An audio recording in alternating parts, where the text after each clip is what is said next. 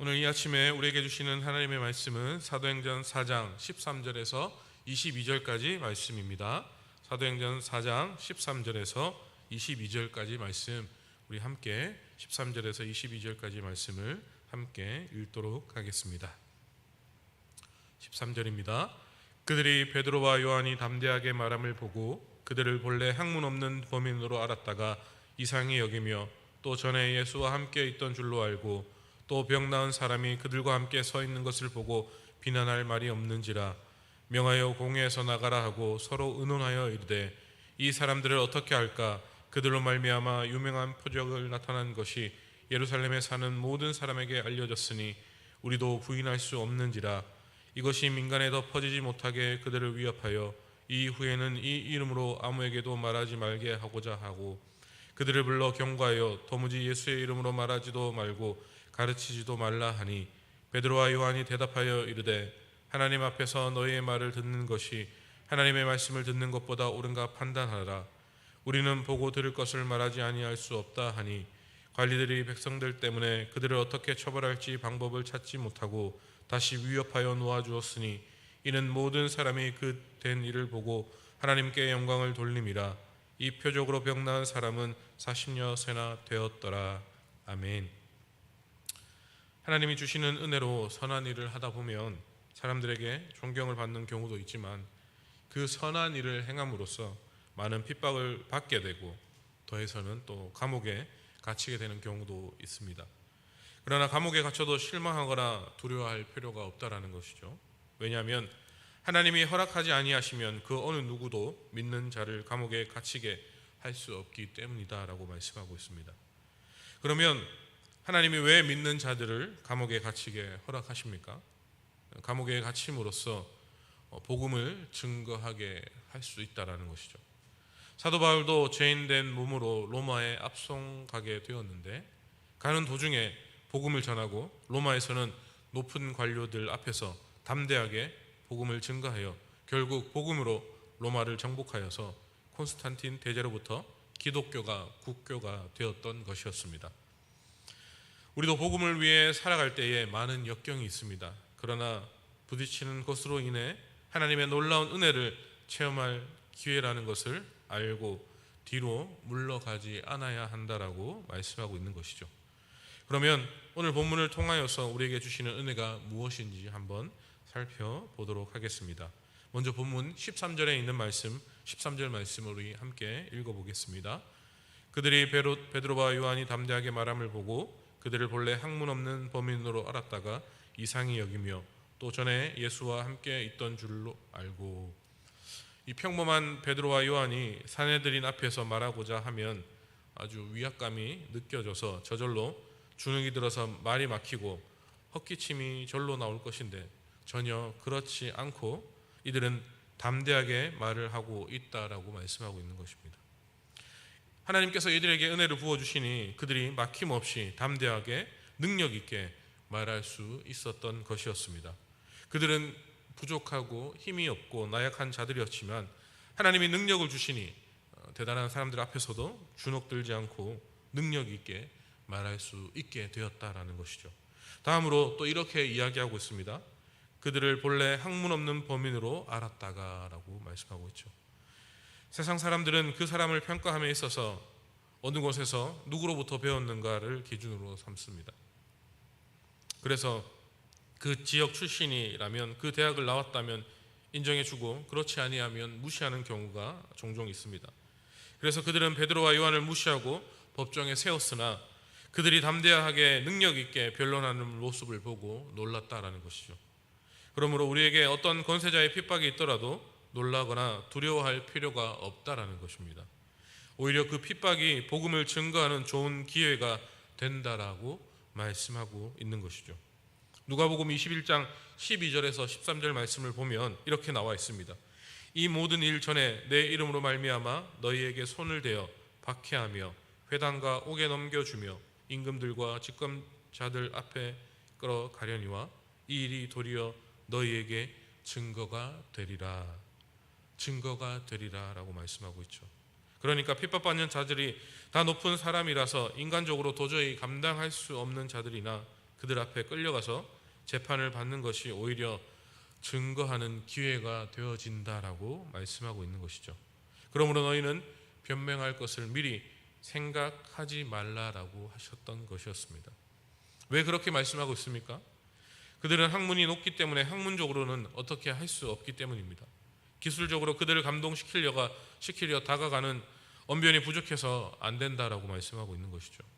결국에는 지식도 아니고 지혜도 아니고 결국에는 하나님만을 의지해야 한다라고 말씀하고 있는 것이죠.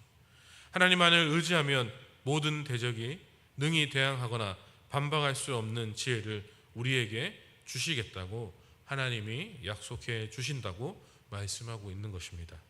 다음으로 우리 14절 말씀을 함께 읽어보겠습니다. 또 병나은 사람이 그들과 함께 서 있는 것을 보고 비난할 말이 없는지라.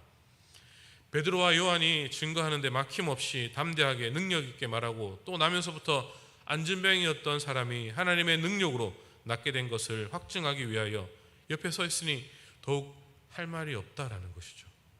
다음으로 우리 15절 말씀을 보시면 명하여 공회에서 나가라 하고 서로 의논하여 이르되라고 말씀하고 있죠. 이 공회원들은 사도의 변증에 대하여 답변할 마땅할 고속거리를 찾지 못하자 이 베드로와 요한에게 잠깐 밖에 나가 있도록 하고 그들이 급하게 비밀 회의를 했던 것이었습니다. 그들은 병나은 사람들을 보았고 또 베드로와 요한이 증거하는 말씀을 비추어 봐도 그 말씀이 맞고 하니 맞구나. 베드로와 요한이여 다시 한번 설명해 주시오. 죽었다가 살아난 예수가 정말 메시아입니까? 이렇게 나와서 다시 설명을 잘 듣고 회개하여 예수를 믿었다면 아마도 그들은 큰 은혜를 받았을 것입니다. 그런데 그렇게 하지 않고 잠깐 밖에 나가 있어라 라고 했던 것이죠. 이처럼 하나님의 음성을 듣기 싫어하면 그의 장래는 깜깜해진다라는 것이죠. 하나님의 음성을 들을 기회가 있을 때에 민감하게 반응하고 그 하나님의 말씀을 듣고 응답해야 한다라고 말씀하고 있는 것이죠. 구약 사무엘상 15장에 보시면 선지자가 전하는 하나님의 말씀을 버린 사람이 있는데 바로 사울 왕이 나옵니다. 사울 왕은 하나님의 말씀을 버린 사람이었습니다. 사무엘 선지자가 그들을 향해 밖에서 나는 소리와 소소리와 양소리는 무슨 소리입니까? 하나님께서 분명히 다 죽이라고 하셨는데 이 소리는 무슨 소리입니까? 라고 물으니 그것은 하나님께 제사를 드리고자 몰고 온 것입니다 라고 말씀했습니다. 그런데 이 말은 거짓이었죠. 그 가축들은 군인이 아말렉 사람들에게서 빼앗은 것이었습니다. 이처럼 도둑질해서 제사를 드린다면 하나님께서 받지 않으신다라는 것을 말씀하고 있는 것이죠. 끝까지 자기가 잘했다고 이야기하는 사울 왕에게 사무엘이 순종이 제사보다 낫고 듣는 것이 순양의 기름보다 낫다라고 이야기하고 있죠. 그 어떠한 것보다도 하나님의 말씀에 순종하는 것이 제일이다라고 말씀하고 있는 것이죠. 그리고 이어서 말씀에 순종하지 않는 것은 점치는 죄와 같고 완고한 것은 사신이 우상행에 절하는 죄와 같다라고 이야기하고 있는 것이죠. 그때 사무엘이 사울 왕을 책망하고 떠나고자 할 때에 사울이 매달리면서 한 말이 과간이었습니다. 내가 범죄했을지라도 백성 앞에서 나를 높여달라라고 이야기를 하고 있는 것이죠. 자기의 범죄를, 자기가 저지른 죄를 가려달라. 백성들 앞에서는 그렇게 나의 죄를 이야기하지 말라라고 부탁을 하고 있는 것입니다. 손바닥을 가지고 하늘을 가린다고 하늘이 가려지지 않는 것처럼 아무리 죄를 가린다고 그 죄는 가려지지가 않습니다. 절대로 가려질 수가 없다라는 것이죠. 물론 사람들 눈에는 숨길 수가 있겠지만 하나님 앞에서는 그 죄를 절대로 숨길 수 없다라고 말씀하고 있는 것이죠. 그러니까 당연히 내가 죄를 지었으니까 내가 지금 당장 그 죄를 회개합니다. 이랬다면 얼마나 좋겠습니까? 아까워서 가지고 왔으나 다시 하나님의 뜻을 알고 보니 잘못되었으니 그 자리에서 회개하고 그 잘못된 일을 처리했다면 사울 왕은 하나님 앞에서 다시 새 출발을 할 수가 있게 되었을 것입니다. 그런데 죄를 범했을지라도 백성 앞에서는 자기가 범죄하지 않은 것으로 포장해 달라라고 이야기하고 있는 것이죠. 만약 자기가 한 일이 범죄한 것으로 판명이 되면 백성들이 나를 버릴 것이다 라는 그런 두려움 때문에 그렇게 거짓을 아뢰는 것입니다. 백성들을 두려워하여 죄를 숨기기에 전전긍긍하는 것이죠. 또 마지막에 사무엘이 그를 향해 당신의 왕위를 하나님께서 다른 사람에게 옮기겠습니다라고 했을 때에 그는 사무엘을 미워했습니다. 옳은 말을 해주는 선지자를 미워했던 것이죠. 그가 정녕 옳은 사람이었다면 저는 그런 왕이 없어도 좋습니다. 내 이 육체가 죽어도 좋습니다. 그러나 하나님 나라에 이르는 생명만은 받아야겠습니다. 이렇게 나왔다면 하나님께서 그를 긍휼히 베푸셨을 것입니다. 이때 이들도 자기의 권위와 부를 버리고 하나님의 말씀을 받아들였다면 하나님의 큰 은혜를 체험했을 것입니다. 하지만 그렇지 않았다는 것이죠. 자기들의 권위와 부귀영화를 위하여 사도들의 말을 듣지 아니한 것이었습니다. 이처럼 어리석고 부족한 것은 없습니다. 하나님께서 말씀하실 때에 하나님께서 무엇이라고 말씀하시는지, 또 그 하나님의 말씀에 나를 비추어서 내가 얼마나 죄인인지를 하나님 앞에 인정하고 그 말씀 앞에 엎드려서 바로 잡아야 하는 것이 성도들의 살아가야 될 모습이다라고 말씀하고 있는 것이죠. 우리는 모두 다 죄인입니다. 우리의 습성은 그렇게 태어났습니다. 하지만 성도가 다른 것은 내가 죄인임을 하나님의 말씀 앞에 비추어서 나의 죄를 회개하고 하나님의 말씀 앞에 엎드리는 것이 성도의 모습이 되어야 하겠습니다. 다음으로 우리 16절 말씀을 함께 살펴보겠습니다. 이 사람들을 어떻게 할까? 그들로 말미암아 유명한 표적을 나타난 것이 예루살렘에 사는 모든 사람에게 알려졌으니 우리도 부인할 수 없는지라. 자기들도 그 유명한 표적을 보았으니 할 말이 없다라는 것입니다. 왜냐하면 그들이 직접 눈으로 보았기 때문입니다. 자기들만 보았으면 또 모르겠는데 이스라엘 많은 사람들이 안진뱅이가 나음을 입고 걷기도 하고 뛰기도 하는 것을 다 보았기 때문에 꼼짝할 수 없게 되었다라고 말씀하고 있는 것이죠.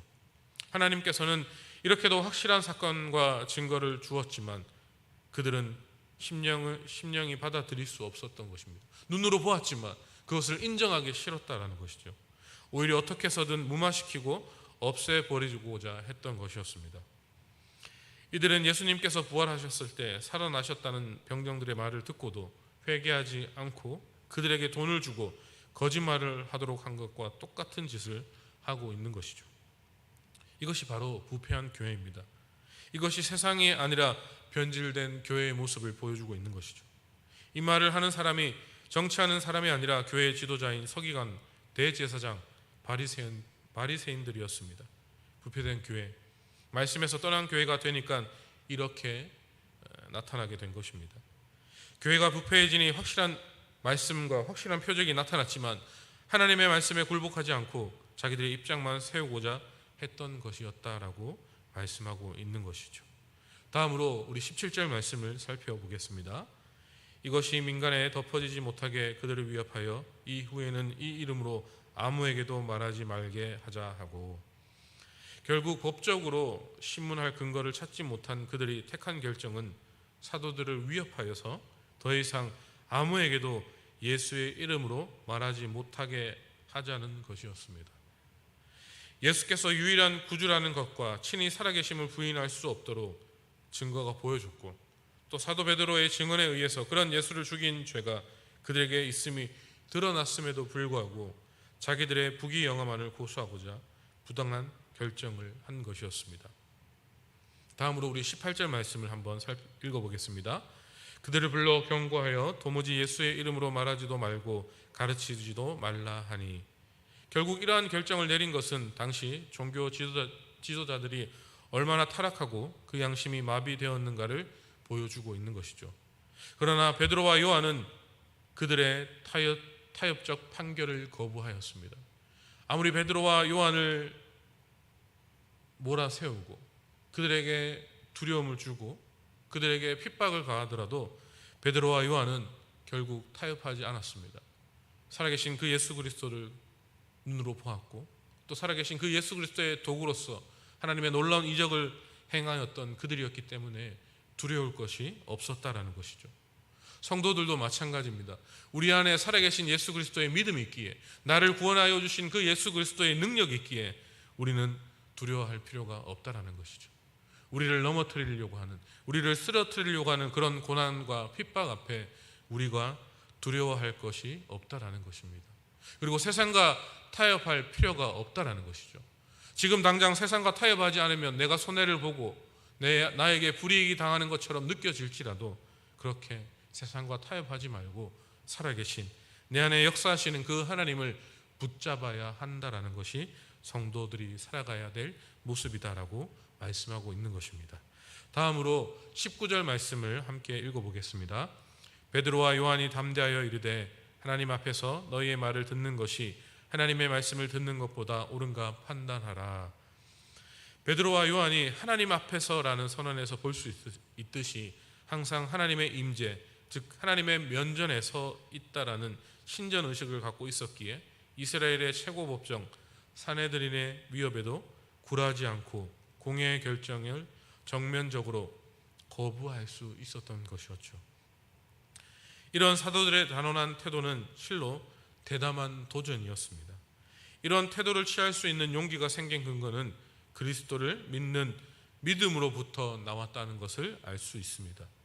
부활하신 주님께서 내가 세상 끝날까지 너희와 항상 함께 있으리라라고 하신 그 약속의 말씀을 믿었기에 이처럼 대담한 행동을 할 수 있었다라는 것이죠. 이러한 믿음은 세상이 감당하지 못한다라는 것입니다.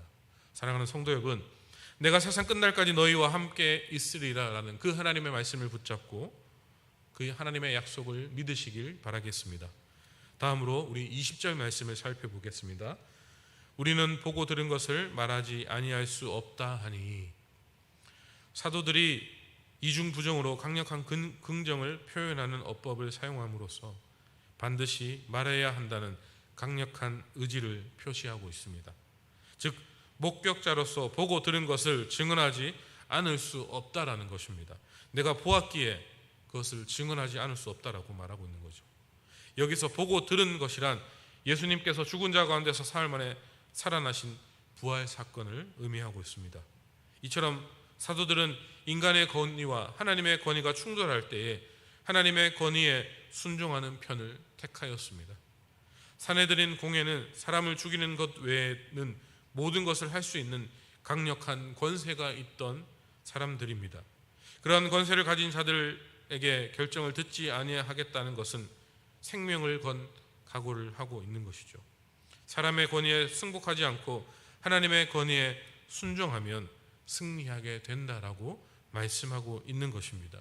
권세 앞에, 권력 앞에 성도들은 굴복해서는 안 된다라는 것을 말씀하고 있는 것이죠. 오직 우리는 하나님의 권위에만 순종할 때에 하나님께서 승리하게 해주실 것이다 라고 말씀하고 있는 것입니다. 이것이 성도들이 살아가야 될, 성도들이 붙잡아야 될, 성도들이 바라봐야 할 모습이다라고 말씀하고 있는 것이죠. 우리 마지막으로 21절 말씀 함께 읽어보겠습니다. 관리들이 백성들 때문에 그들을 어떻게 처벌할지 방법을 찾지 못하고 다시 위협하여 놓아주었으니 이는 모든 사람이 그된 일을 보고 하나님께 영광을 돌림이라. 그들을 어떻게 처벌할지 방법을 찾지 못했다라는 것은 합리적으로도 사도들을 징벌할 방도가 도무지 없다라는 것을 뜻합니다. 그래서 그들이 택한 것은 다시 위협하는 일뿐이었습니다. 다시 위협했다라는 것은 더욱더 위협했다라는 것을 의미하고 있는데, 공회 1차 경고가 피고인들로부터 공개적으로 거부되었고 또 이러한 상황에서 자신들은 속수무책이 되자 고작 우격다짐식으로 그들을 협박할 수 있는 일들을 반복했다라는 것이죠. 공회가 이런 방법을 택할 수밖에 없었던 이유는 누가가 밝힌 대로 백성들 때문이었습니다. 백성들 때문에. 공회는 사도들을 처벌해야 하는 것과 백성의 반응 사이에서 정전긍긍하였습니다. 왜냐하면 그들은 백성의 마음을 읽지 않고 환심을 사기 위해 늘 애쓰는 자들이었기 때문입니다. 이러한 이유로 공회는 어쩔 수 없이 사도들을 다시 위협하여 석방할 수밖에 없었던 것이었죠. 공회원들은 하나님과 진리보다는 자기들의 교권 유지를 위해 대중을 더 무서워하는 타락한 종교 지도자들이었기 때문에 그들은 그렇게 하였던 것이었습니다. 말씀을 정리하겠습니다. 베드로와 요한은 하나님이 자기 앞에 임재하고 있다는 신적 의식에서 핍박과 협박을 두려워하지 않고 담대함과 능력으로 복음을 증거하였습니다. 그들이 그렇게 담대함과 능력으로 복음을 증거하게 된 것은 성령 충만하였기 때문이었습니다. 그들 안에 살아계신 예수 그리스도가 있었기 때문에, 그 살아계신 예수 그리스도를 믿었기 때문에 그 어떠한 것도 두렵지 않고 그 어떠한 것도 그들을 가로막을 수 없었고, 그래서 그들은 담대함으로 하나님의 복음을 증거할 수 있게 되었습니다. 성령 충만하기 전에 베드로는 여자 종 앞에서도 예수님을 3번이나 부인하는 그런 연약한 존재였습니다. 그러나 성령 충만 받은 후에 베드로는 여자 종보다 더 권위 있는 공회에서도 담대하게 복음을 증거하게 될 수 있는, 그렇게 하나님의 사람으로 변화받은 사람이 되었습니다. 이렇게 베드로와 요한을 성령께서 변화시켜 주셨습니다. 우리들도 성령 충만하면 인생이 변하고 가치관이 변하게 되어 있다라는 것이죠. 이런 변화는 물이 높은 곳에서 낮은 곳으로 흐르는 이치와 동일합니다. 자연적인 현상이다, 그런 말이죠. 우리 안에 성령이 충만하게 된다면, 성령의 충만한 역사가 일어나게 된다면 우리의 삶이 변하게 될 줄 믿으시길 바라겠습니다. 그것이 성령의 능력입니다. 우리의 능력이 아니라 성령의 능력이다라고 말씀하고 있는 것이죠. 베드로와 요한은 어려움에 처하게 되자 큰 체험을 하게 되었습니다. 인생이 하나님이 함께하는 자를 가둬두지 못한다는 것을 그들은 체험하게 되었던 것이었죠. 또 놀랄 수 없는, 변박할 수 없는 구제와 지혜를 주신다는 예수님의 말씀을 그들은 직접 체험하였습니다. 새로운 체험은 하나님의 말씀대로 순종하여 참다운 삶을 살 때에 얻게 되는 것이죠.